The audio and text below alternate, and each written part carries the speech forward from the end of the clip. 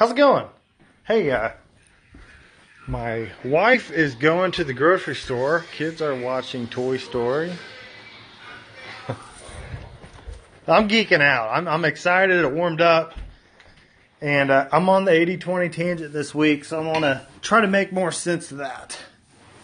So when you talk about 80-20 and failing small, failing cheap, the idea is the more experiments that you do, you figure out what works and what doesn't. So when I say it's fractal or continuous, think about 80% of what you do, keeping 20 the next year. You just keep doing the same thing.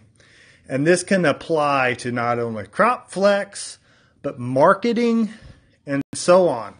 So let's just assume, and this is going to happen, I'm going to try some organic acres on our farm. Now calm down, we're not going to do the whole 3,000 acres. We're just going to do a few. And this year we're going to have this 1 or 2 acre funny farm to figure it out.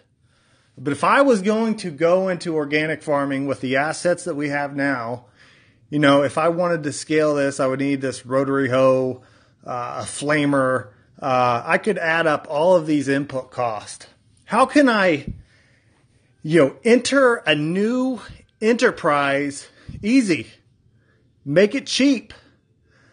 Can we just make the animals do all the work? Can we replace all this stuff?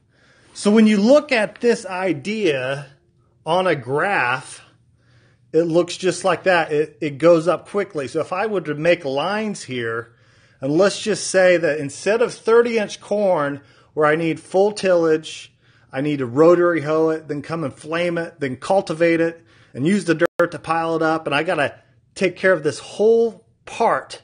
What if I plant it into a pasture?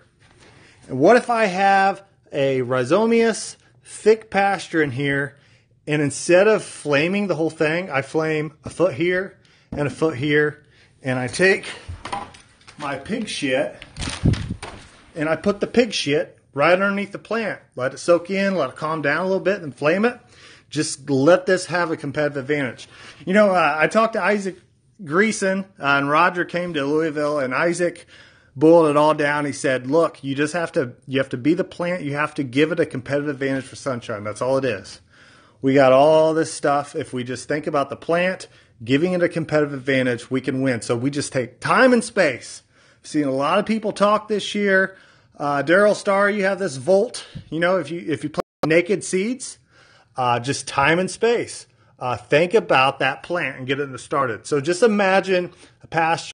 We're burning it. We're getting something started. And then let's think about from a marketing standpoint or a cost standpoint.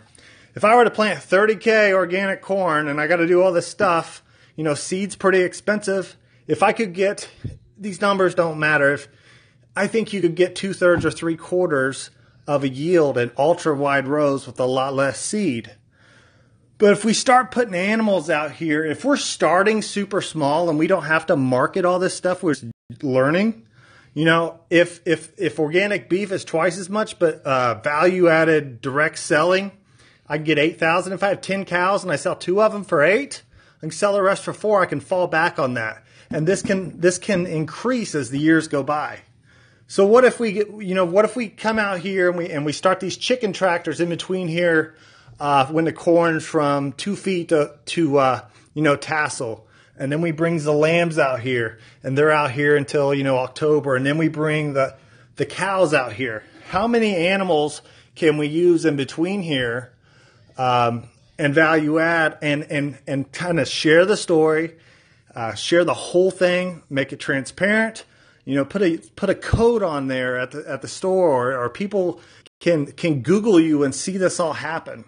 But the point is figure it out at a small scale. And if you figure out how to be this, shepherd of these animals, you don't need the upfront capital to start. Just put it. I don't know how many chicken tractors I have. I might only have 200 or 300 chickens, but I'll see how this works. Bring the lambs. The point is, if you fail often, but it's cheap, it's small, then in 3 or 4 years, you're going to build something that's going to give you a lot less anxiety, because we can't control our prices. So anyway, hopefully that makes sense. Thanks for watching. Any questions? Okay. Talk to you later.